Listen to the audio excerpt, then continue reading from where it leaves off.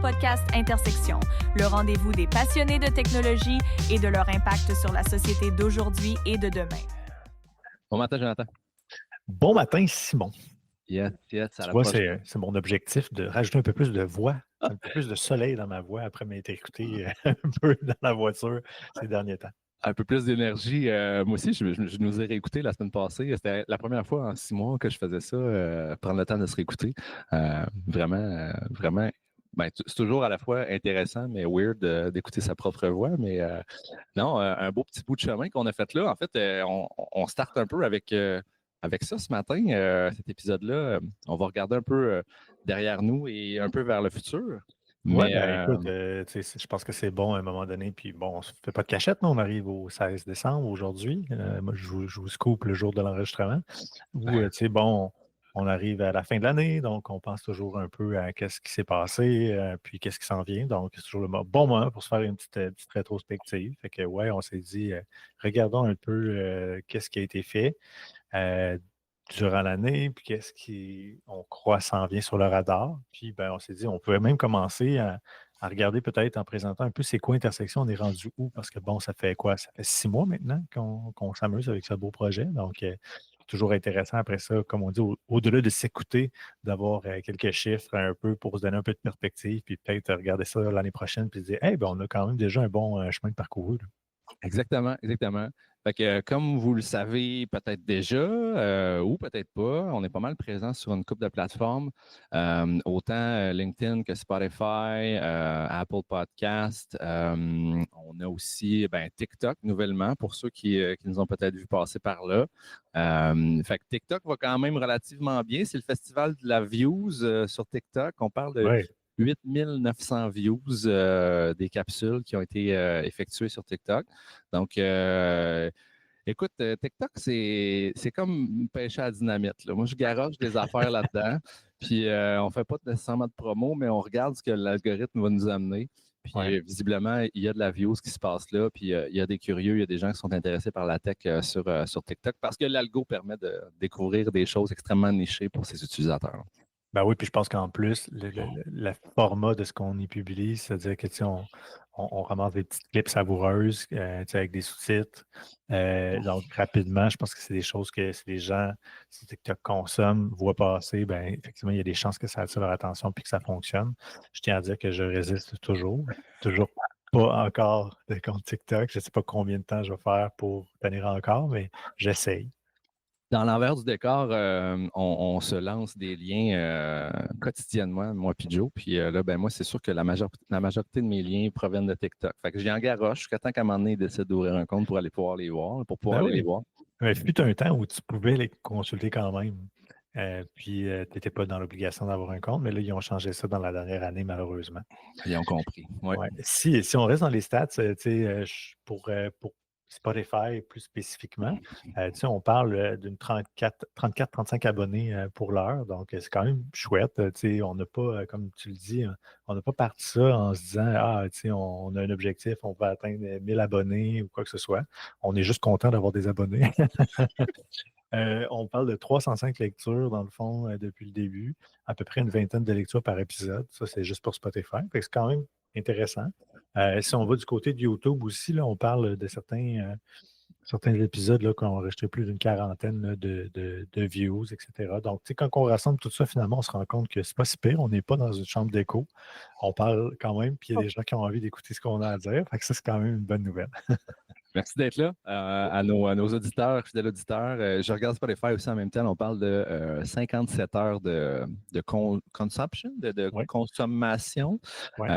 Ce qui est, tu mets ça bout à bout, ça fait quand même pas mal d'heures. Fait que non, on est bien content de ce début modeste et passionnant. Puis on verra où ça va nous mener dans les prochains mois, prochaines années. Mais en tout cas, le projet Passion se poursuit de notre côté, ça c'est sûr. Oui, puis je pense qu'inévitablement, janvier et nouvelle année va donner lieu à bien du gaz pour avoir envie de parler de plein d'affaires parce que souvent, on n'est pas les seuls qui vivons un peu cette période d'un peu d'excitement-là. Fait que ça se transforme dans les entreprises. Ça devient un moment où justement, eux vont planifier de lancer des nouveaux produits, lancer des nouveaux services. Fait que c'est clair que des gars comme toi et moi, on va avoir bien de l'essence pour s'amuser. Exact. Si la grande messe des gadgets qui est le CES, c'est au début, je pense, janvier, Janvier, février, janvier. Fait que, tu ouais. sais, dès le retour à chaque année, on a Tu sais cette qu'un jour, grande. je vais me le payer. Hein. Je n'ai toujours pas fait. Puis je me suis dit, il faut que j'aille au CES. Ça fait vraiment longtemps que je pense. Il y a une année où j'étais à ça, là, vraiment, d'y aller. Puis finalement, bon, un hasard de circonstances a fait que je ne l'ai pas fait, mais c'est dans mes objectifs un jour d'aller faire ça. Ouais. C'est dans les miens aussi. Alors peut-être que ce sera un doublé et on Ouais. prendra deux places dans l'avion pour se rendre là. Ben, Fait écoute, à 100 abonnés sur Spotify l'an prochain, on va au CES. Attends, ouais, ils font ça, hein, je regarde ça, la gang du groupe Abatiello, là, avec les Salvatore, là, ils sont très, très forts sur les Salvatore sont très, très forts sur les médias sociaux. Puis, hey, à 30 000 j'aime, mon frère Guillaume, il est obligé de faire un 42 km à la course. Fait que, ben, écoutez, regardez, on peut se la jouer nous autres aussi. Là. Tu sais, guys, peut-être qu'au centième abonné, on s'achète des billets. Là, let's go. D'ailleurs, on va partir un Patreon là-dessus. Là. Exactement. Bon, fait que dans cette. C'est un petit épisode Noël, un petit Ouais. épisode année passée derrière nous. Donc, on regarde un peu la dernière année, ce qu'on s'est dit. Ben, Joe, c'était ton idée, c'était une excellente idée quand on s'est parlé du sujet de l'épisode d'aujourd'hui. Quelles sont les grandes thématiques, mais les grandes nouvelles d'actualité qui ont frappé fort cette année en frais de tech? On va essayer de regarder un petit peu l'année prochaine, peut-être pas pour refaire un peu notre boule de cristal, mais qu'on avait fait il y a quelques épisodes déjà, mais du moins pour regarder ce qu'on pense qui va arriver dans le début de l'année aussi, et l'année 2025. Mais 2024, écoute, les auditeurs qui font partie des joueurs qui nous écoutent depuis un moment déjà vont comprendre que le premier sujet ne va pas les surprendre. C'est l'année de l'IA, là, les chums, là. Ah ouais, totalement. Là. Je pense que personne qui a vu venir ça nécessairement comme étant quelque chose qui allait bloomer nécessairement aussi rapidement. C'est toujours quelque chose qu'on entendait parler avant sur le principe un peu du machine learning, puis on voyait qu'il se passait les réseaux neuronaux, c'est trucs-là, on entendait parler, mais concrètement, là, d'arriver avec une situation où là, les consommateurs avaient accès à une interface, puis pouvaient poser des questions à une IA générative, produire du contenu, là, vraiment, ça a été sans aucun doute la grande révélation 2024. Ça l'a fait en sorte, je pense que je ne sais pas si les entreprises avaient déjà un peu, celles qui sont, disons, plus aux prémices de la tech, avaient déjà un roadmap, si on peut dire, où ils voyaient qu'ils devaient commencer à faire des travaux là-dessus, ou si justement OpenAI a pris tout le monde de surprise, puis a fait qu'un joueur comme Google, par exemple, s'est dit Opalaï, là, il faut qu'on change notre façon de faire évoluer nos plateformes parce que ce joueur-là est en train de changer considérablement ce qui est en train de se passer sur l'utilisation générale. Tous les joueurs se lancent maintenant, là. Donc, OpenAI a bousculé le portrait. On ne s'attendait pas nécessairement à ça. Même, j'écoutais Sam Altman on lui demandait cette semaine, c'est le Times, le New York Times, qui d'ailleurs, il est allé s'asseoir dans une salle avec le New York Times pour faire une entrevue, quand on sait aussi par la bande que le New York Times est en train de poursuivre OpenAI. Ça a donné lieu à des questions extrêmement coquines entre l'animateur et lui-même. Mais il disait que, tu sais, quelques jours avant quand ils ont lancé ça, jamais en s'entendant, ils s'attendaient nécessairement à ce que ça fasse cet effet-là, la venue de ChatGPT. Fait que tous les grands joueurs, donc, se sont lancés là-dessus. Puis 2024, c'est la prolifération de l'AI partout. Là, pendant que tu parlais, je regardais un peu le Gartner Hype Cycle. Là, on est-tu dans le top encore? Là? Je ne l'ai pas trouvé live là, quoique je regarde un peu, mais je me pose la question, est-ce que là, on est au top, puis là, ça ne peut que rentrer un peu dans de la désillusion dans l'année qui s'en vient, parce que là, ça devient comme. En fait, ça va devenir extrêmement commun là, d'avoir ça partout. Là. On ne se le cachera pas. Ça va devenir quelque chose de. Je regarde mes enfants, ça va devenir quelque chose d'inhérent à n'importe quelle bébelle qui est autour de nous. Là. Ça ne deviendra pas comme y a-tu de l'AI là-dedans ou y a-tu de l'Internet dans cette machine-là? Non, il y a de l'Internet dans toutes les machines, puis c'est même pas une question. On ne marque pas Internet powered, là, ces machines qu'on achète au Best Buy. Là. Non, ça vient avec. Effectivement, non, tu touches un bon point. Puis je pense qu'effectivement, oui, 2025 va laisser la place à ce que ça soit je pense pas qu'on ne peut pas atteindre un plateau parce que je pense que dans les faits, on ne voit pas la fin de l'AI, là, dans le sens où on ne voit pas où est-ce que cette technologie-là, à l'heure actuelle, peut arrêter en termes de ce que ça peut changer puis ce que ça peut apporter. Ouais. Mais comme tu dis, en termes d'intégration, je pense qu'on va atteindre un prochain palier. Important. Je pense que déjà, là, aux États-Unis, ils le vivent parce qu'ils ont accès, entre autres, je pense à tout l'écosystème de Google que j'apprécie, qui permet, dans le fond, ce que les assistants personnels comme les Home, Nest et compagnie soient déjà alimentés avec Gemini, etc. Donc, tu vois que là, on vient enlever cette couche de mauvais assistants pour venir implanter les AI. Puis là, on va se retrouver vraiment avec le côté agent conversationnel. Là. C'est quelque chose qu'on entend énormément parler. Ouais. Puis multimodal, là. Donc à la fois qu'on peut nous-mêmes solliciter à l'écran en tapant en une requête ou en parlant avec la voix, en présentant une photo d'un objet, une vidéo ou quoi que ce soit. Donc là, on vient vraiment éclater le concept. Là. Donc, le multimodal est un point super éclaté, flyé, je trouve, mais c'est une convergence normale du roadmap de ces technologies-là. Donc, il y a quelques mois déjà, on voyait que ça s'en venait, mais là, tu sais, pendant le temps des fêtes, présentement, OpenAI fait une espèce de Christmas gift, là, une espèce de calendrier de l'Avent. Et à chaque, je pense que c'est 12 jours ouvrables où ils vont releaser des nouvelles features jusqu'à Noël. Ouais. Puis une de celles-là, c'était de permettre à ChatGPT maintenant de. Ils ont roll out ça à tout le monde. Là, tout le monde y a accès. Moi, je l'ai sur mon application. Donc, ton cellulaire peut voir. Donc, tu utilises la caméra, il voit ce qui se passe. Tu es en train de souper, tu popes la caméra, il voit ce qui est là, il est capable d'interagir. Tu lui demandes c'est quoi. Donc, on parlait il y a quelques épisodes du fameux frigidaire intelligent qui est capable de regarder ce qu'il y a dans ton frigidaire pour te faire de la bouffe. Je ne l'ai pas testé, Joe, mais je pense que ça serait capable. Là, je peux popper ChatGPT et dire qu'est-ce que tu vois dans mon frigidaire et qu'est-ce que je pourrais manger ce soir. En fait, je vais le faire à soir puis je t'en reparle. Voir si. Oui, assurément. Puis, tu Mm.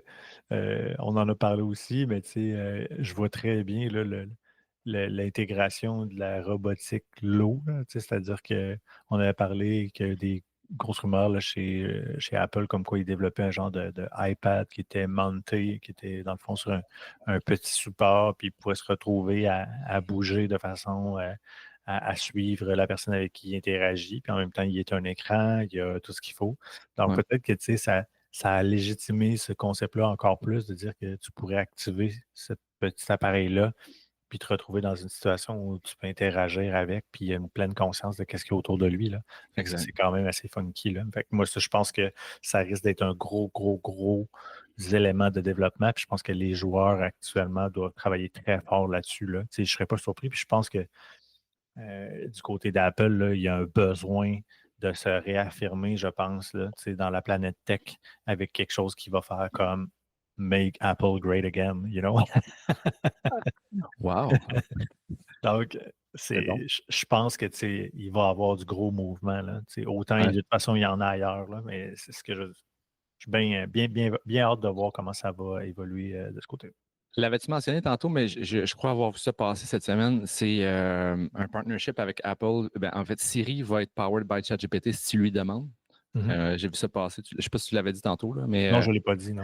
donc, il semblerait que les partnerships vont. Ils fusent, là. Donc, dans le fond, là, OpenAI ça a une place de prédilection sur le marché et les gens s'associent avec eux. Là. Donc, euh, Siri va pouvoir avoir comme engin derrière. En fait, oui, ce que j'ai lu, c'est que Siri est là, mais tu peux lui demander à Siri que ChatGPT prenne le relais. OK. Ah, c'est hot, ça. Fait que, parce que, tu sais, somehow, ils ne veulent pas jeter leur série qui ont, j'imagine, mis beaucoup de temps et beaucoup d'argent dessus. Ah, non, c'est clair. C'est ça. Sinon, c'est juste comme tu parles la face puis tu dis, ah, finalement, on jette série puis on met ChatGPT dans nos cellulaires. Là. Et peut-être qu'effectivement, ça fait bien paraître Siri, là, dans le sens où Mhm. eux, leur tech n'est pas au point nécessairement. Fait qu'ils se disent ben, que ça rely on, que la possibilité que, oh, effectivement, ChatGPT prenne le relais en arrière, ça ne va sûrement pas le disclaimer haut et fort quand ça va le faire, mais Ouais. en réalité, finalement, c'est que tu te retrouves avec une belle façon marketing de la part d'Apple de dire hey, on a notre propre outil, Apple, mais dans les faits, il y a un deal avec OpenAI et ChatGPT en arrière. Là. That's it. That's it. Donc, ben, c'est bon, l'IA multimodal, très, très présent. Tu as parlé de briser un peu les barrières. Il n'y en a pas nécessairement de barrières. Je pense que ça évolue là, cette semaine. Je t'ai envoyé un extrait d'un podcast où est-ce que là, je n'ai pas les chiffres exacts, mais Elon Musk est en train, et puis en fait, a construit le plus gros centre de traitement AI qui est présentement dans une ancienne usine de Westinghouse aux États-Unis.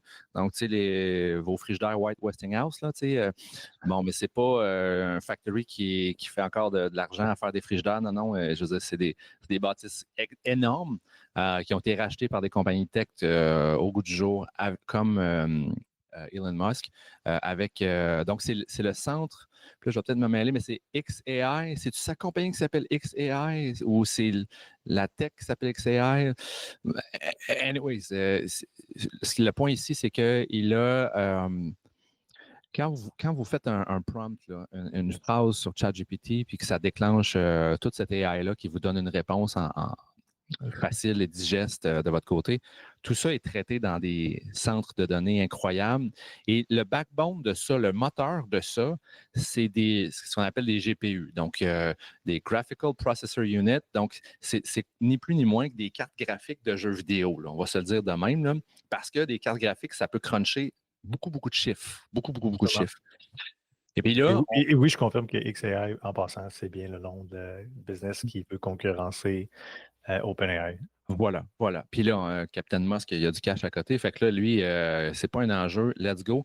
Donc, ils ont stacké ensemble. L'enjeu là-dedans, c'est de mettre plein de GPU ensemble pour faire de cette masse-là ensemble, d'en faire un seul gros cerveau qui est capable de tout calculer et de cruncher toutes les requêtes qu'elle se fait donner.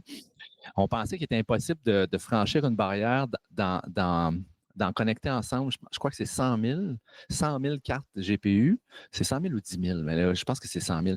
C'était physiquement impossible. Les gens étaient comme genre, non, c'est impossible. Elon et sa gang de fous, en quelques mois, ont réussi à brancher 100 000 cartes ensemble dans cette espèce de factory-là. Et ce qui démontre encore une fois que à chaque mois, chaque semaine, on défonce encore la limite de ce qu'on croyait être possible. Peut-être qu'on regarde un peu dans le futur aussi. Je pense que là, ça n'arrêtera pas d'être de plus en plus gros, les centres de données qui vont être capables de cruncher des données là, d'AI comme ça. Là.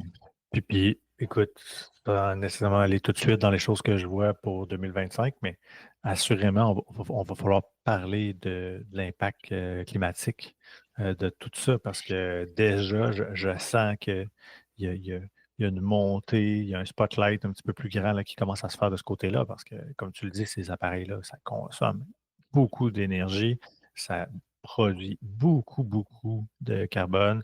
Donc, tu sais, il y a un enjeu à venir assurément là-dessus. Puis ça devient une commodité, on ne se rend pas compte de ce qu'il y a derrière, puis c'est un enjeu qui va assurément faire partie des sujets qu'on va être capable de traiter dans la prochaine année.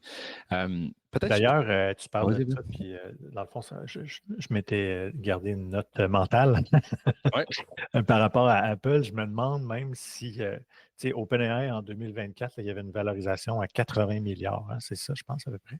Mhm. Je me demande si, est-ce que 2025 est une année où potentiellement, s'il y a un move à faire, il pourrait se faire en 2025, à savoir qu'un gros joueur comme Apple pourrait peut-être avaler, ou un joueur comme Google pourrait avaler un joueur comme OpenAI. Tabarouette. Ouais, ok, c'est gros. Je ne sais pas, écoute, c'est une question intéressante, je pense, tu sais, à savoir qu'il y a quand même, ça brasse là, du côté d'OpenAI, là, quand même si tu sais, on entend des belles choses en termes de développement de produits, mais je pense qu'au niveau de la gouvernance, tu sais, ça a commencé sur les chapeaux de roue avec Sam Altman qui s'était fait un peu mettre dehors Ouais, et tout et tout. Tu sais, je pense qu'il y a du monde quand même assez dans sa garde rapprochée aussi qui ont fini par quitter, etc. Donc, est-ce qu'éventuellement, il pourrait se retrouver une situation où là, il y a un gros chèque qui se fait, puis Sam, il passe à autre chose. Tu sais. Je ne sais pas, je lâche l'idée dans l'air.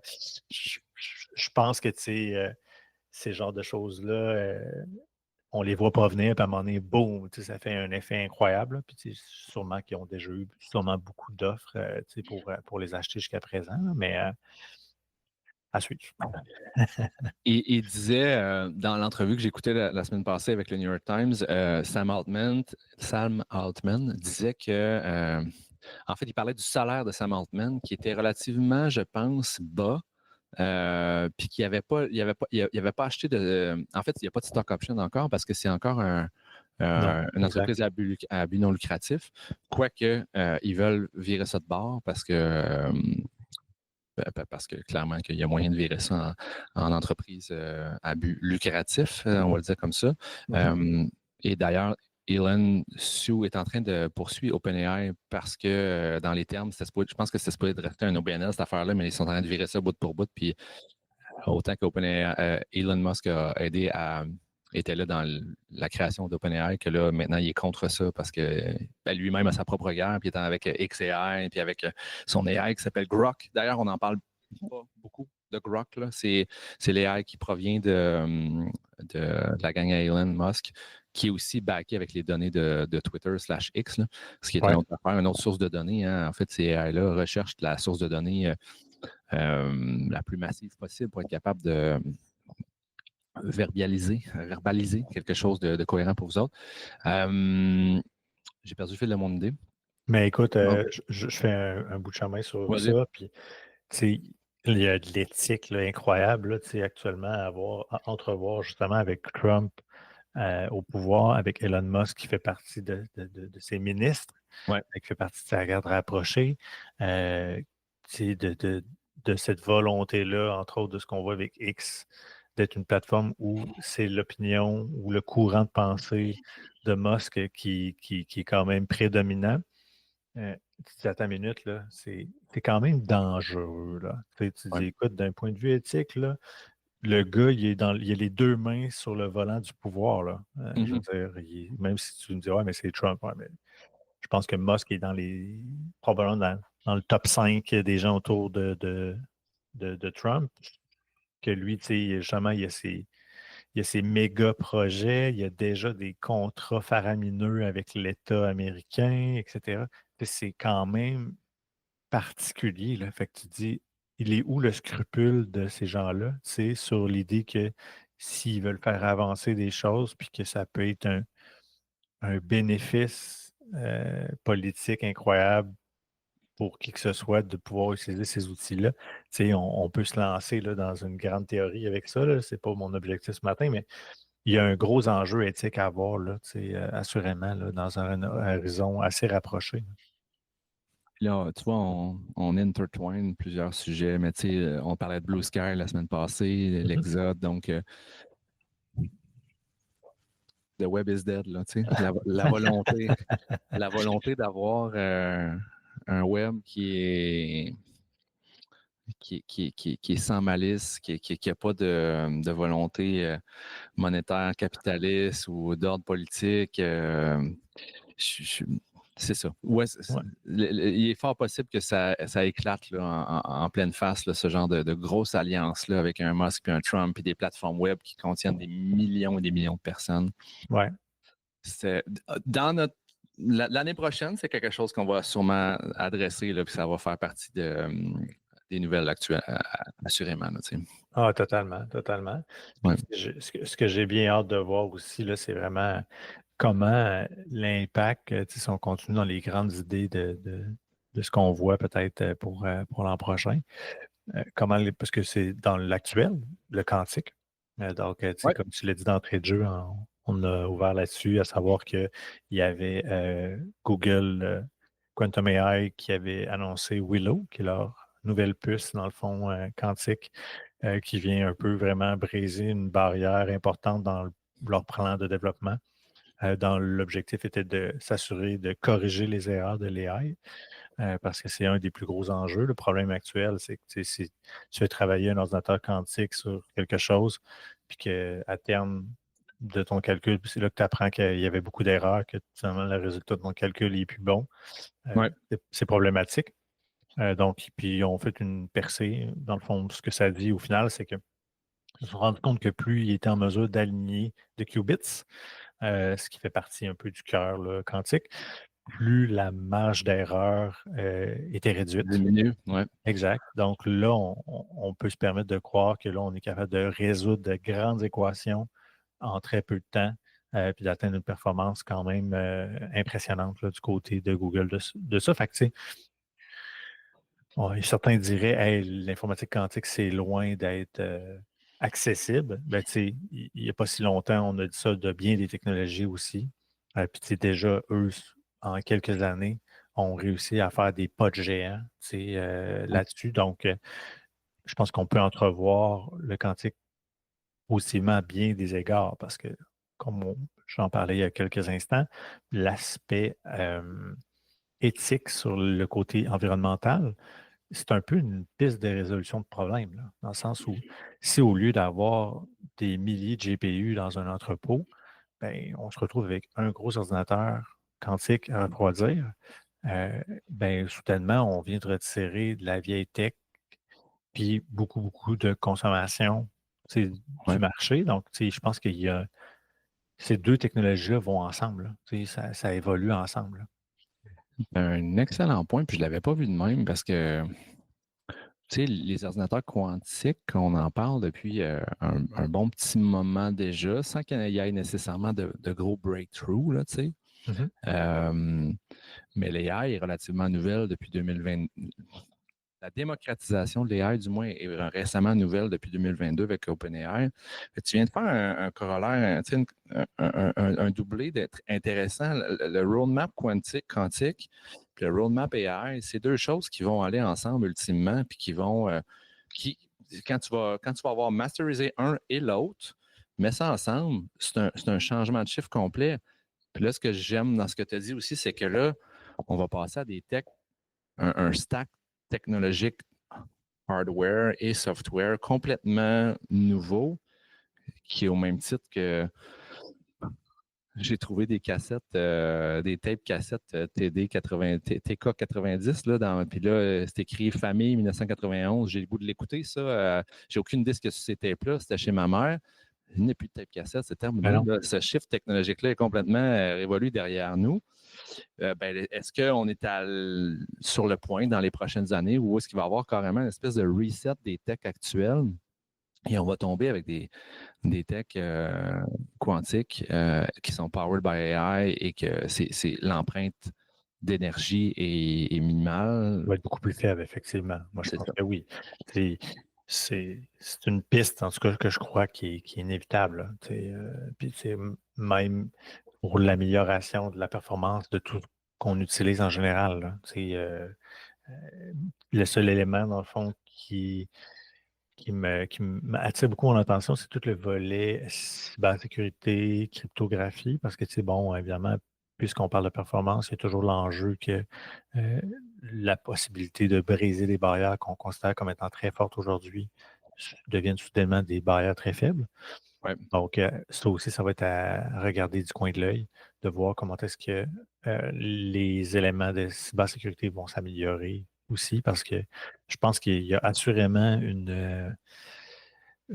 comment dire, une conscience des grands joueurs, si on parle de Google Quantum AI, de s'assurer que, ben, justement, il y a un certain contrôle pour pas que l'informatique quantique soit lâchée lousse, puis que ce soit déjà en train de brimer ou de briser leur propre écosystème de sécurité. On ne se le cache pas, il faut que ça soit fait très, très diligemment. Il faut que ça avance, mais que s'assurer qu'on n'est pas en train justement de se mettre à risque. Là. Puis, tu sais, merci à ces Google-là aussi. Il faut remettre quand même en perspective que Google décide sur le site d'injecter énormément d'argent là-dedans. Ce que j'entendais à ce niveau-là, c'est que les compagnies qui travaillent derrière le release de Willow là, chez Google, c'est de la grosse recherche et développement avec les amis, ce sont des scientifiques là. C'est pas un tech là, qui te vend un ordi chez Best Buy. Là. Je n'ai rien contre ça. J'ai été moi-même tech qui vendait des ordis chez un Best Buy de ce monde. Mais là, on parle de la crème des humains scientifiques qui travaillent sur une technologie du futur.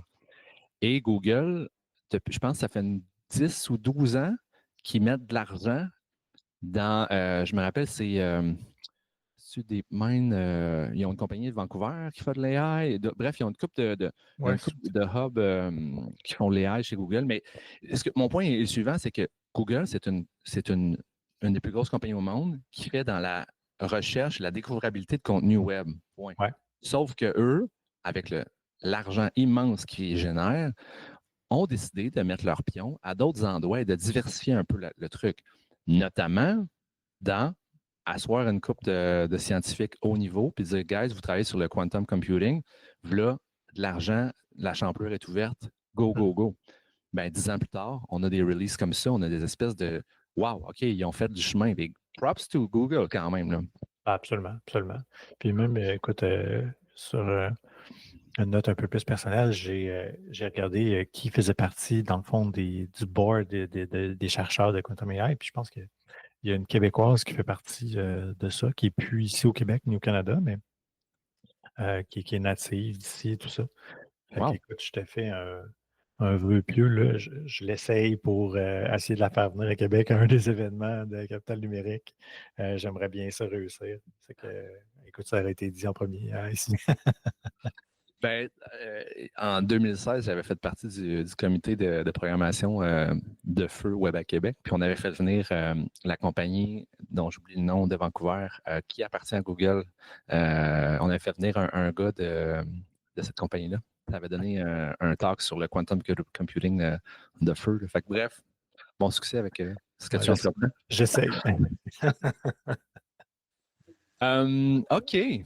Peut-être qu'on peut faire un léger switch à une nouvelle qui est passée relativement rapidement.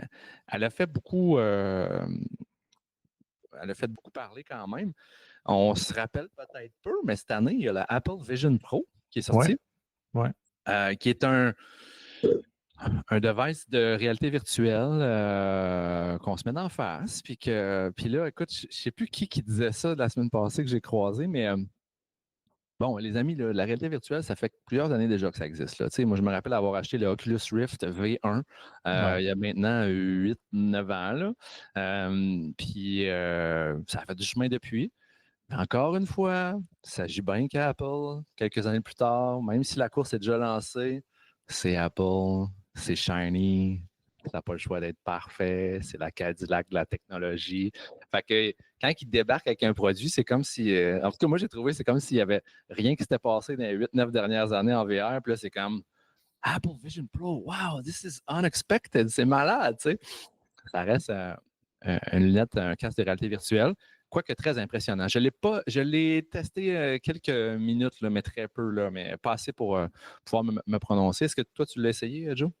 Non, puis je veux te faire un aveu aussi. Je trouve que ça ne m'intéresse pas en tout. Non, Non, vraiment pas. Ouais. Je ne sais pas pourquoi. J'ai de la misère avec le principe que, tu sais, d'ajouter un appareil, de mettre un casque, tu sais. Je dois être vieux jeu, peut-être. C'est peut-être moi qui vieillis. Mais je vois le futur de la tech, je le vois invisible. Là. Tu sais, je la vois immatérielle. Là. Tu sais, je ne la vois pas dans le hardware ajouté. Tu sais. On regarde les téléphones, on regarde ce que les compagnies d'AI, là, justement, qui ont essayé de créer des petits appareils conversationnels, le fameux clip, tout ça. Ce qu'on veut, c'est minimiser l'impact hardware. Donc, je trouve que j'ai comme l'impression qu'on fait fausse route, moi, si tu veux mon avis. Là. Je disais, hey, c'est beau Joe Parent là, versus Apple, mais je ne suis pas convaincu de ça. Puis en voyant justement qu'est-ce qui se passe du côté AI et tout, tu vas dire, ouais, mais il faut voir quand même des interfaces, il faut voir des écrans et tout et tout. Ouais, OK, mais je ne suis pas convaincu que cet appareil-là va remplacer nécessairement. Puis écoute, peut-être que je me trompe, mais je l'aurais dit ici, puis je m'assume entièrement. Il y a une question de, je vais le dire comme ça sort, the road to get there, tu sais. Ouais. La route pour se rendre à ce monde où toi, tu envisionnes quelque chose qui est. Il ne faut pas que ça soit intrusif. Il faut que cette tech-là soit le plus comme à la limite invisible. À la limite, je crois plus à Meta avec Ray-Ban, puis la lunette Ouais. qu'ils ont commencé à développer qui fait finalement une genre de projection dans l'œil où là, on atteint quelque chose d'intéressant. Encore là, ben, là, il y a des enjeux personnels que je suis très hâte de voir au niveau de la santé, l'impact de tout ça, puis le deuil en soi. Là. Évidemment, ils sont au début de quelque chose, fait que j'imagine qu'ils doivent valider tout ça, mais c'est déjà au moins une lunette, c'est quelque chose qui est plus facile à mettre, moins engageant que de wearer le casque. Tu sais, puis on a vu tous vu passer des vidéos quand ça a sorti de monde qui se Ouais. promenait live en Californie avec leur Apple Vision Pro, puis qui avait l'air un peu étrange. Fait que Ouais. je, Ça m'a fait bien rire, ça. écoute, c'est ça. Puis même là, tu sais, je veux dire, moi, j'en porte pas de lunettes. Tu sais. Ouais. Fait que pour que tu m'amènes à en porter, il faut que le coût-bénéfice il soit grand en tabarouette. Là. Oui, t'as raison, t'as raison. Puis je regarde sur le site, bon, Wall Street Journal, le 18 octobre, c'est il n'y a pas longtemps. Apple headset stalls struggles to attract killer apps in the first year. Ils ont revu à la baisse leur prévision de vente des unités. Donc, ils ont un certain challenge. Je pense que tout le monde était bien excité au début, mais est-ce que ça pogne autant que ce qu'on aurait pu le penser? La réponse est non. Là. Écoute, j'en parlais même avec quelqu'un là, qui est dans l'industrie du gaming, là, qui est un acteur quand même bien placé ici à Québec. Puis il disait que tu sais, du point de vue gaming, l'industrie actuellement n'est pas tant all-in là, sur le VR puis l'idée de ces casques-là. Qu'il y a beaucoup, c'est très mitigé là, comme façon d'approcher cette tech-là. Donc, déjà, s'il y a une industrie comme le gaming qui, à mon sens, est comme assez centrale dans le développement d'un produit comme ça, en doute, ben, je me dis qu'il y a probablement beaucoup de gens qui en doutent aussi. Là. Oui, puis, mais ça m'amène à penser qu'il y a une question de use case. C'est pourquoi, c'est quoi l'objectif? Là? C'est quoi l'objectif d'utiliser ça? Ça me fait penser au casque de réalité virtuelle de Microsoft, dont le nom m'échappe, mais il y en a un là, que ça coûtait 4-5 000, là, Microsoft, puis ils l'ont encore. Là.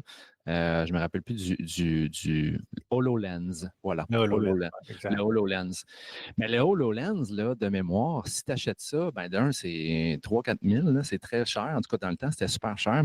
Puis les use cases, les cas d'usage, ben, c'était beaucoup en mode travail. C'était beaucoup en mode je sais pas, moi, je suis un réparateur de tanks. Fait que là, dans l'armée, puis là, pour me former, ben, l'armée en a acheté une flotte de 300 casques. Et puis là, ils ont bâti un système de formation qui allie le virtuel avec le réel pour vraiment comprendre certains concepts. Fait que ça, j'y crois à ça. Là. J'y crois à ça, tu sais, un petit peu plus, personnellement. Mais de là à dire que demain matin, tout le monde va se promener avec son Apple Vision Pro ou un style de ça. Mais même l'exemple que tu donnes est intéressant dans le sens où tu as la barrière de l'achat physique, tu as avec le prix. ouais, puis créer l'habitude, développer le volet logiciel avec le bon usage qui va faire qu'effectivement, fait que je pense que il y a du potentiel, mais je pense qu'on est encore loin du bon format. Mais en même temps, de l'autre côté, pour produire des logiciels, si tu regardes les AI et tout, ça va pas être facilité. Mais bref, je suis pas encore. L'idée est bonne, mais j'ai comme. On dirait qu'il y a quelque chose encore qui bloque. Là. Puis, je le drop au passage. Il y a du québécois dans le Apple Vision Pro. Donc, Oui. et puis là, le nom m'échappe, mais il y a une compagnie de Montréal qui jadis avait été rachetée par Apple. Et donc, il y a une compagnie québécoise qui développait un casque de réalité virtuelle. Oui, oui. Puis dont l'équipe a été rachetée ultimement, puis ils ont travaillé dans la conception du Apple Vision Pro. Fait que pour ceux qui ne le savent pas, il y a.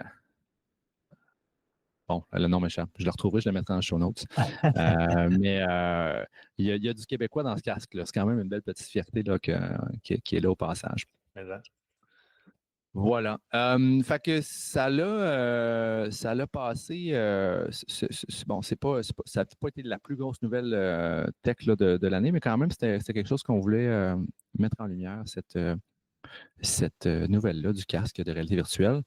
Sinon, dans ce qui a pu se passer, ben, écoute, une autre petite là, au passage, puis peut-être ça va être un bon un bon bond vers l'autre sujet d'après. Selon, je crois que c'est Oxford, le mot de l'année, Joe, est-ce que tu sais c'est quoi le mot de l'année là, qui a été décerné par, je pense, une revue bien, un endroit très, très crédible, là. Le mot de l'année, là. Pas du tout, puis tu me l'as dit tantôt, puis je m'en souviens Ouais. déjà plus. Donc, en anglais, je ne sais pas comment ils le disent en français, mais le mot de l'année, les amis, c'est brain rot, ou du moins l'expression de l'année, brain rot. Donc, brain rot, ce que ça veut dire, c'est un. Je vais le traduire à mi-temps. Pourriture de cerveau. Genre. Donc, cette année est l'année du brain rot, en ce sens où notre addiction aux réseaux sociaux, encore là, je mets un bémol parce que ça dépend lesquels. Il y a une addiction aux réseaux sociaux où est-ce qu'il y a le concept de doom scrolling. Donc, pour ceux qui ne savent pas c'est quoi le doom scrolling, c'est que tu fais juste flipper vers l'en haut, puis tu as un autre contenu. Flipper en haut, tu as un autre contenu. Flipper en haut, tu as un autre contenu. Finalement, tu réalises qu'il est rendu 2 heures du matin dans ton lit, les yeux petits, puis là, tu réalises que tu as doom scrollé sur TikTok pendant des heures. Ce qui amène une sur de cerveau, le brain rot, donc qui est une expression qui a pris de l'ampleur cette année. Ben, on est là. Puis peut-être ça fait du pont, du pouce avec aussi la désillusion des réseaux sociaux. Là. C'était un peu un point que tu voulais amener. Oui, absolument. Puis, tu sais, on dirait qu'on cherche toujours la plateforme qui va ramener le web à ce qui était. Puis, tu sais, ça a été le cas de Blue Sky avec ce genre de promesse où on sentait que, ah, cool, on revient au Twitter des bonnes années. Mais que, tu sais, quand tu regardes un peu tous les médias sociaux actuellement, on dirait que les gens sont de moins en moins là.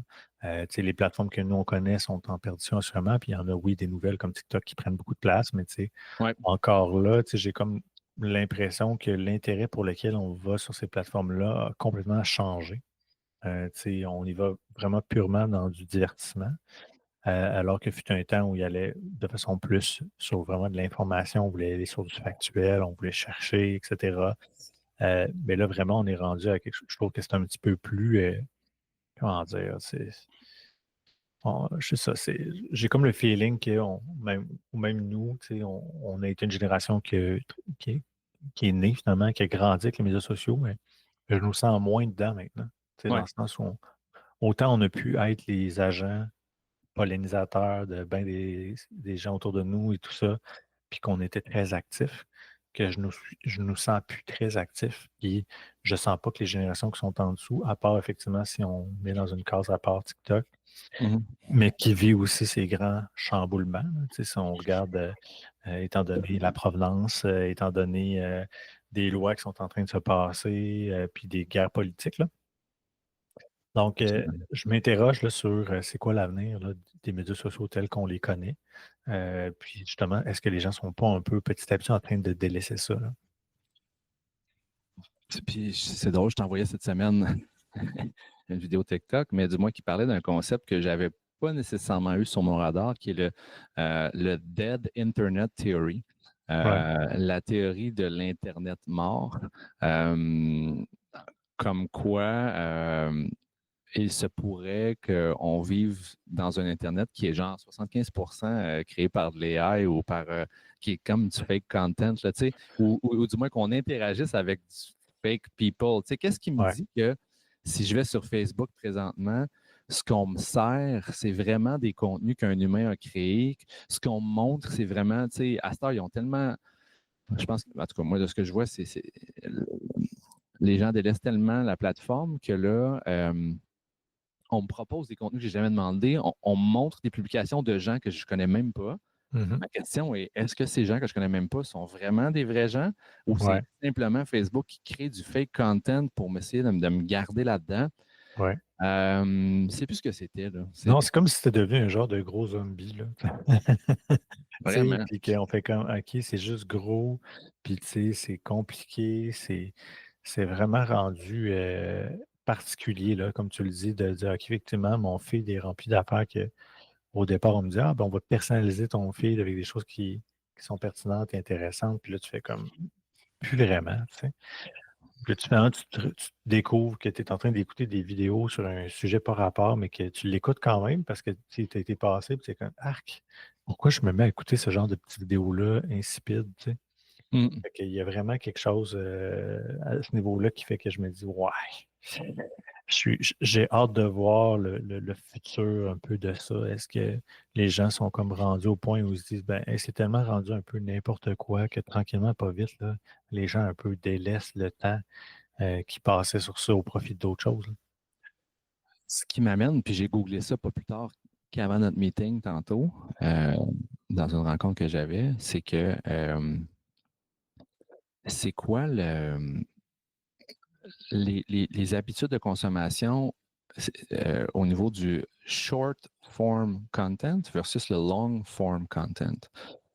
Donc, toutes les Reels, on parle de micro-clips de quelques secondes entre, je sais pas moi, 10 secondes et une minute en Reels style. Donc, toutes les plateformes se sont garochées là-dessus, là. Tu vois, même Spotify, là. Spotify, ils te montrent des Reels d'artistes, là. OK.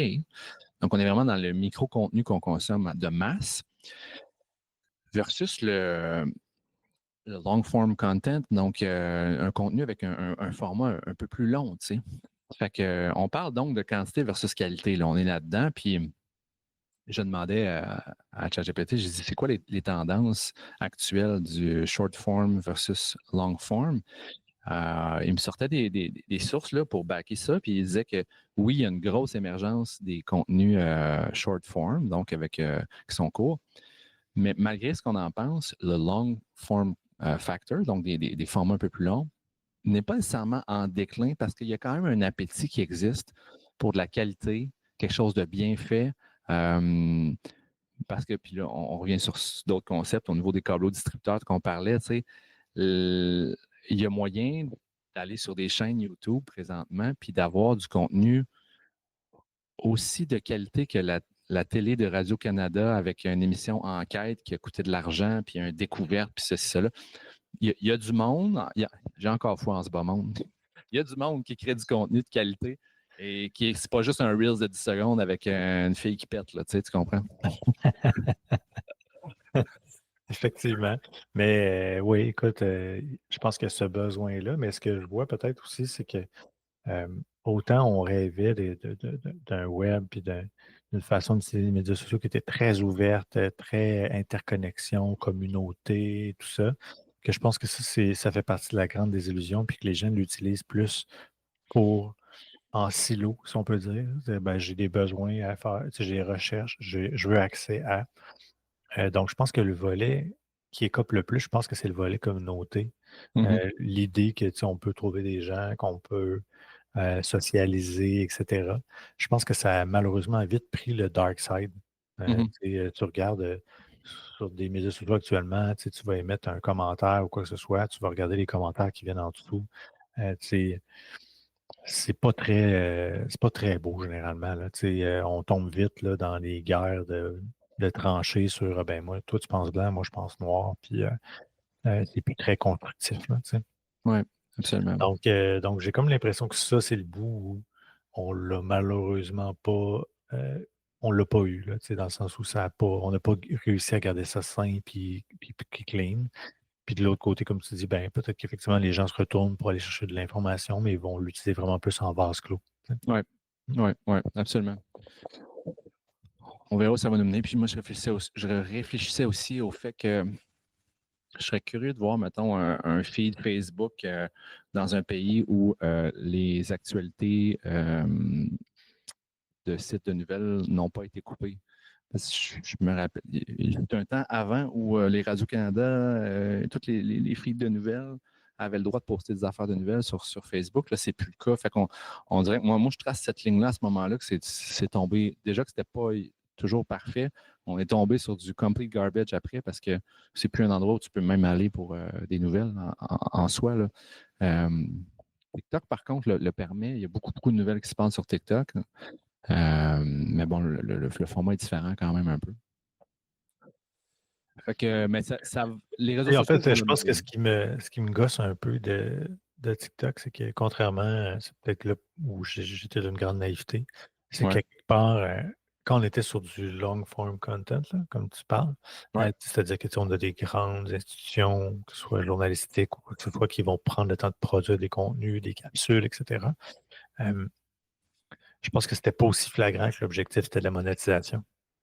T'as C'est-à-dire que raison. quand tu vois des short stories de gens que tu dis, hey, lui, il a l'air de me parler de ça a l'air crédible, mais en même temps, tu le sens à quelque part derrière que son objectif, c'est de l'attention, puis que ce qu'il veut, lui, c'est ramasser des abonnés, puis ramasser des Ouais. views, parce qu'à la fin de la journée, ça fait en sorte qu'il s'y génère un revenu de tout ça.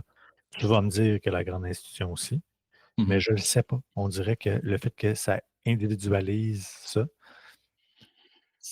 que ça amène de quoi un peu dans la façon dont je vais accepter et traiter l'information. Mhm. Versus faire confiance à une grande institution qui a embauché peut-être des individus qui ont passé derrière un processus, qui ont un background check un peu sur leurs connaissances, etc. Alors que là, demain matin, si je veux, moi, je peux me mettre à parler d'un sujet que je ne connais pas, juste en allant fouiller, puis en trouvant des infos, puis en allant l'air crédible, en présentant une short d'une minute. T'sais. Ouais, ouais, ouais, ouais, ouais. Après ça, tout est une question de rendu. Si j'ai l'air crédible quand je te le dis, les informations que je te donne font que hey, ça a l'air bon ce qu'il dit, ben, soudainement, tu es rendu un expert. C'est ça. Comme dans n'importe quoi, il ne faut pas croire tout ce qu'on voit nécessairement aussi. Il faut faire attention. Je pense que c'est ça là, qui me freine un peu. Là. Ouais, ouais, ouais. Fait que, bref, les réseaux sociaux vont demeurer un concept qui Ça ne va va pas être. disparaître, ça. Non. Ça va être présent, assurément, mais encore une fois, je pense que c'est un milieu qui a besoin de grands changements. Je pense pas que Blue Sky en soi est très grand. Je pense que ça en est un parce qu'il y a eu une situation historique. Il y a eu des mouvements qui ont fait qu'il y a une recherche de retrouver une plateforme saine. Mais on va en reparler dans quelques années, ou peut-être même dans quelques mois, puis on va faire comme Ah, oups. Ouais, ouais, ouais. Je pense que ça prend de quoi de plus gros que ça encore, puis on ne sait pas personne c'est quoi, sinon je pense qu'on serait en train de le faire. Ça m'amène à jaser un peu, je pense, de l'année qui s'en vient, 2025. Oui. Y a-t-il des choses que d'un peu qu'on s'attend ou certains concepts qu'on croit qui vont exploser ou être plus reconnus ou Moi, j'en vois deux. J'en vois deux dans ma cour à moi. Là. ouais, Tout ce qui est monnaie digitale, crypto-monnaie. ouais, ouais, Moi, je pense qu'il y a un gros boom qui s'en vient avec ça. ouais, Il y a comme quelques parties de Noël qui ont commencé. ouais. Quelques petites rencontres avec des gens que ça fait longtemps que je n'avais pas vus. Puis écoute, c'est le talk of the town. Je veux dire, les gens me parlent de ça comme ils m'en ont jamais parlé. Es-tu sérieux? J'ai des gens dans mon entourage qui me disaient Hey, crime dans le temps, crime, t'en avais, toi, tu regrettes-tu? Ah ouais, j'en ai acheté ou whatever. J'en ai jamais autant entendu parler. De gens que je considérais peut-être très prudents dans leur vie en général, que là, ben, Comment, j'ai pas compris, de gens que tu considérais que? plus prudents. Ah, plus prudent. OK. Ouais, que là, soudainement, on dirait que là, il y a un appétit. OK. Je sais que j'en ai une infime portion, puis elle a jumpé au niveau des bitcoins, elle a jumpé à des cieux inconcevables présentement. Fait que ça, c'est intéressant. Est-ce que ça va se poursuivre? Je me demandais même si c'était pas en lien potentiellement avec les élections de Trump, notamment. C'est comme un peu arrivé en même temps, là. Mais je ne suis pas assez à l'actualité pour savoir s'il y a vraiment une corrélation à faire entre les deux, là. Oui, assurément, il y en a une, mais en tout cas, là, je ne veux pas rentrer là-dedans parce que souvent, c'est des conseils financiers, des trucs comme ça. Là, Ouais, nous ne sommes pas des on ne conseillers sommes pas des financiers. conseillers financiers, effectivement, donc ne prenez pas nos conseils ici présents. Mais il suffit d'aller voir le graphique puis de faire la corrélation entre le nombre d'argent maintenant qui est rendu, injecté, dans le fond, qui fait partie de la capitalisation, dans le fond, de tout ça, ben, est en progression. Je veux dire, fait que, elle suit le cours de l'évolution année après année de tout ça. Ce qui fait que oui, tu regardes ça, tu dis OK, oui, c'est un gros jump, mais c'est un gros jump parce que finalement, les gens ils ont mis de l'argent là-dedans. Donc, ce qui veut dire qu'à moins que tout le monde demain matin se mette à vendre, ben, les prédictions, c'est fou, là, parce que je me souviens au début de ça, je ne me souviens plus en quelle année j'en ai parlé, mais tu sais, ça valait, je pense, 3000$, quelque chose comme ça. Ah ouais. Tu pourrais me le dire, tu vois. Ben, 3000, on est en 2000, En 2017. 2017, ouais, genre. Puis, Ouais. ils disent, tu sais, c'est sûr que le Bitcoin va passer le 100 000, va passer le 150 000, etc. Puis tout le monde disait, êtes-vous malade? Jamais de la vie, ça va se faire. Puis, tu sais, ça s'est toujours fait. Fait que là, c'est dur, après toutes ces années, de regarder ça et de dire, ouais, mais là, ça va sûrement failer bientôt. En tout cas, peut-être que oui, on ne sait pas. Mais overall, ça reste que c'est un produit, c'est un concept aussi, là, je pense, qui commence à devenir très intéressant.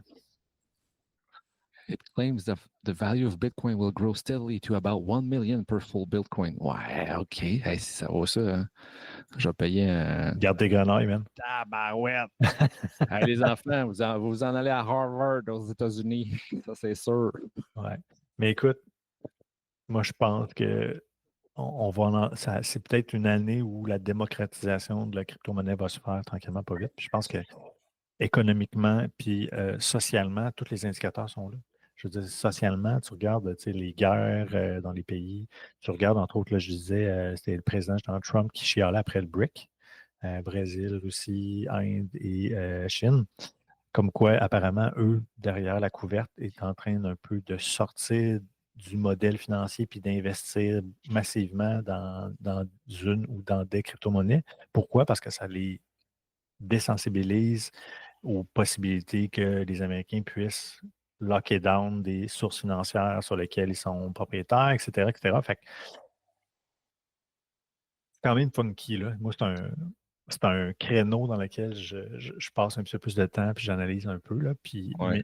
mais je sens que, OK, 2025, je pense, va être une grosse, grosse curée là, pour tout ce qui est crypto, particulièrement pour le Bitcoin. What a great time to be alive. Deuxième élément que Ouais. moi, je pense qu'il va vraiment prendre une portée, on en a parlé, puis j'en reparle encore, c'est la robotique. Oui. Puis je pense que ce que tu évoquais déjà tout à l'heure avec ChatGPT, c'est une première forme de robotique pour moi. À quelque Ouais. part, c'est que ton téléphone, quand tu le mets en mode caméra, c'est comme littéralement, tu as un cyclope entre les mains. Donc, un cyclope, c'est un Avec un personnage soleil. avec un seul œil, mais que, et voilà. Donc là, ce que tu as, c'est l'œil du cyclope. Tu comprends? Exact. C'est juste le début. Exact, mais qui en fait déjà beaucoup. Fait que tu as le brain, tu as l'œil, tu es capable de dire Hey, what's up? Qu'est-ce qui se passe avec ça? Il va te donner de l'information, il est capable de comprendre qu'est-ce qu'il voit. Ouais. Fait que next step, c'est peut-être d'y mettre déjà un corps puis deux bras. Donc là, on s'en va vers Apple, le produit qui sont en train de travailler, qui a été déposé.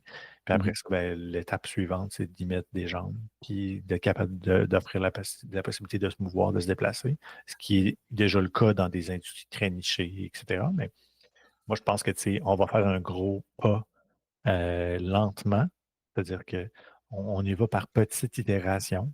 Ça en a été une première. On est sur l'œil du cyclope. Ouais. La prochaine, je pense, va amener une deuxième étape. Fait que l'adhésion, tranquillement, va se faire auprès des gens au même temps que tout ça se développe. Là. Ça va sans me dire le fameux robot de Elon Musk avec Optimus, là, qui est. Tu sais, c'est la consécration de plein de tech ensemble, dont un AI extrêmement avancé. Donc, le multimodal, en effet que tu relatais, c'est ça. Là. Fait que c'est sûr que c'est à garder en ligne de tir. Assurément qu'il va y avoir des choses qui vont évoluer là-dedans. Est-ce que l'année prochaine, on a tout ça dans nos maisons? Non. Puis Simon tape Apple Tabletop pour montrer au ouais. chat aussi. Apple Table. Moi, je pense que ça, c'est pour un des prochains gros produits d'Apple, justement, qui risque peut-être de faire. Je vois plus le deuxième, là, celui qui vient de Reddit. Exact. Donc, littéralement, un genre de petite demi-sphère sur lequel on a un bras monté avec un iPad. Donc, un écran. Je pense que ça, il y a un potentiel énorme là-dessus. C'est pas si gros que ça, finalement, mon affaire, mais. Non, c'est pas grave. Ouais. Fait que moi, c'est les deux grandes choses que je vois.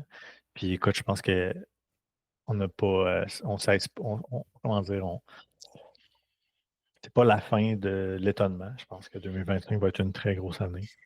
Ouais. Il y a des choses qu'on ne voit pas actuellement, qu'on pourrait se retrouver à se mettre à parler et à faire comme oh, on n'avait pas prévu ça.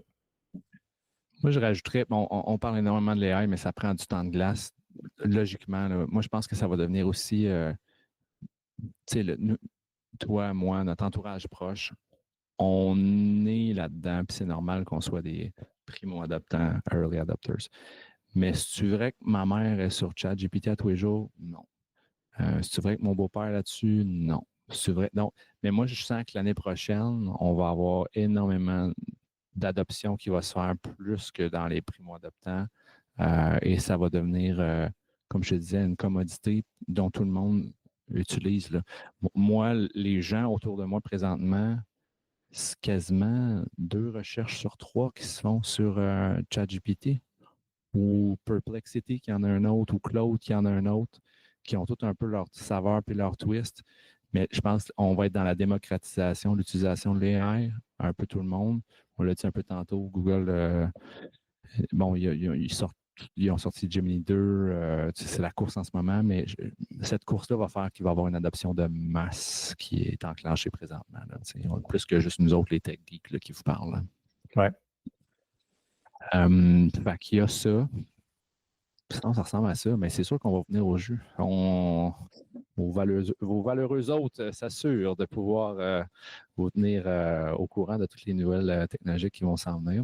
Oui, je pense que ce que ça fait, c'est que ça fait juste nous donner, comme tu dis, un peu de l'essence, parce que je pense que ça va être le fun pour nous là, de pouvoir commenter et d'analyser un peu ce qui va ressortir là, parce que j'ai l'impression si on regarde ça il y a 5 ans, mettons, on se ramène il y a 5 ans, oui, il y avait de l'évolution, oui, il y avait des choses qui sortaient, mais je pense que là, on est vraiment dans comment dire, on a dépassé, ça va être une année charnière. Là. Je pense qu'il va y avoir du gros développement qui s'en vient, fait qu'assurément, il y aura beaucoup de choses à dire. Mm-hmm. What a great time to be alive. Puis ça n'a jamais été aussi vite que ce que ça se passe maintenant. Alors, les amis, c'est normal d'être un peu dépassé par la situation. Ce n'est que le début. Voilà, puis si vous n'avez pas vu cet épisode en vidéo, je vous invite fortement à aller voir le très beau background du mur de Simon qui a exposé là, les très belles revues de Wired, absolument fabuleuses. Donc, Simon a relevé la barre là, sur qu'est-ce qu'on peut voir sur la version vidéo. Et moi, je vous dirais que c'est un peu plate, mais je vais essayer de faire un effort pour les prochaines fois. Oui, on s'améliore. Nos studios maison s'améliorent de jour en jour, d'épisode en épisode. Oui, puis d'ailleurs, on se rend compte qu'au-delà du principe qu'on aimait bien se voir pour enregistrer les épisodes, que le fait de pouvoir les faire à distance, ça va bien, hein, right? Je pense qu'on est capable de le faire. Puis ça nous permet d'aller peut-être générer un petit peu plus d'efficacité puis de vélocité. Donc, on va essayer de voir justement de quelle façon est-ce que nous, on va peut-être rendre ça comme un rendez-vous planifié plus assidûment à notre agenda de façon à pouvoir vous fournir un épisode, encore une fois, peut-être sur une base plus précise. Exactement. Moi, je pense, hein, ça. Oui, absolument. On est déjà sur un bon target. Là. On est sur on sort à peu près quelque chose aux 2 semaines pour l'instant. Ouais. On va voir la vélocité à laquelle elle a, mais c'est sûr que ça a une certaine facilité de faire ça en ligne. On a, par contre, dans le calendrier, certaines volontés d'inviter.